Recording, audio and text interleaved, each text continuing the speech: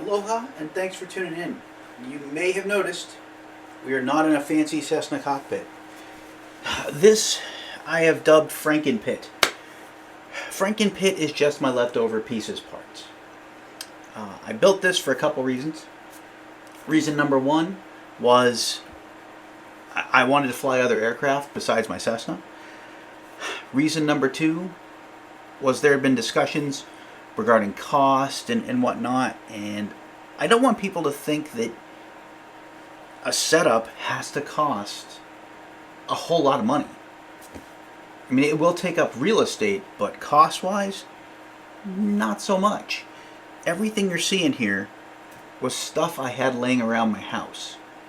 This is all stuff that wasn't in the Cessna setup that I had left over. This is a 43-inch TV from 4 years ago. These are 6-year-old 22-inch monitors. These are 15.6-inch touchscreens that I got off of eBay. $80 each refurbished. The name of the company is Perfect, but refurbished, 80 bucks each. This is the Knobster from Sim Innovations.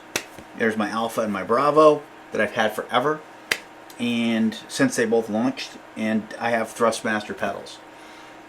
Also, I'm on my old computer. This is the 3080 Ti setup with the Ryzen R7. But it's all stuff I had. Now, that is a substantial computer still to this day. However, you could dumb this setup down a little, remove a monitor here. You could easily run this on a lesser machine. 3060, 3070, you could do it.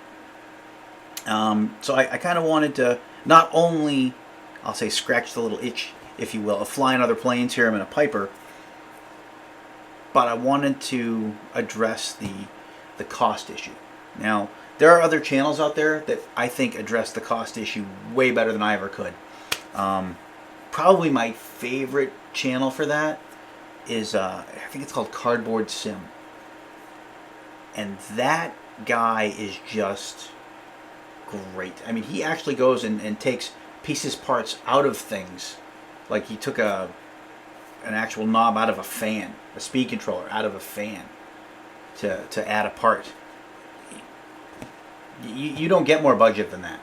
You know, I mean, you're using stuff you already had, literally. Now, for my setup, I also wanted to show what you could do without having to get too crazy in the wiring department. Here, because we're using the Knobster, and you're seeing this right now,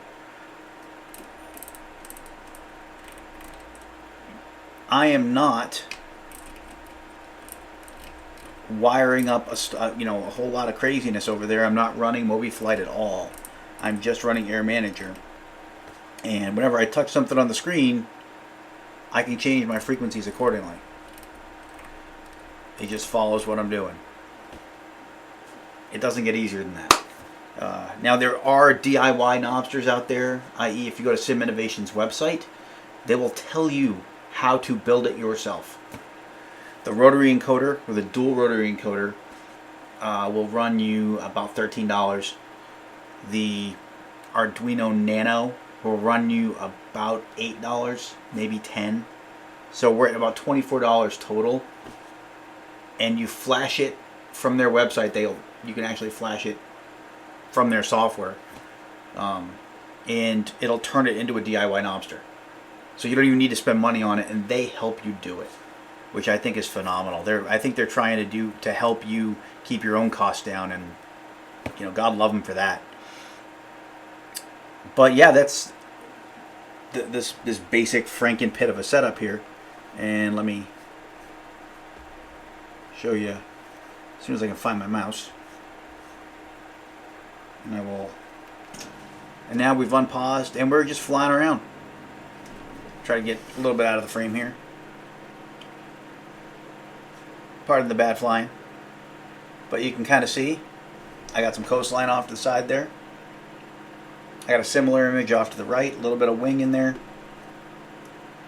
If I do find other displays to put on here, I think it would definitely enhance the immersion. But it is nice to have the side views and not break the bank to do it. Now, I'm doing this on XPlane Vice Microsoft. Microsoft doesn't like dissimilar monitors. So if I have a 43 inch as my main display, Microsoft Flight Simulator wants both side displays to be the same. In XPlane, you can actually set up another view and change the your proportionality, I'll call it. You can actually stretch the image vertically or stretch it horizontally. So the size of an object here is the exact same as the size of an object on the sides. XPlane is just far more tweak friendly, I'll call it. And you can do a lot more with it on that side of the house. Graphics wise, I do think Microsoft Flight Simulator beats it, but functionality wise, you can never say a bad thing about XPlane 12 or 11. I do love both Microsoft and XPlane, and that's why here I'm gonna keep flying on XPlane for a little while. I'm also going to jump into my my Cessna here in a little bit as well. I might do a longer flight to might fly up to Syracuse today. Haven't really decided, but I just wanted to touch on Franken-Pit here. I wanted to kind of show you the new setup, talk about cost, and hopefully show you what you can do with just pieces parts. I mean, and I'll be honest, I mean, some of this stuff, the side monitors, the main display, you could go on Facebook Marketplace and for between 20 and 80 bucks buy what you need there. And I easily could have thrown other controls on here. I couldn't find my old I had a Logitech USB throttle quadrant that I just can't find. I think I packed it away in a closet somewhere, because I would have shown a cheaper setup down here, because you definitely don't need the Bravo or the Alpha. A simple joystick and a throttle quadrant would do everything you need to do here.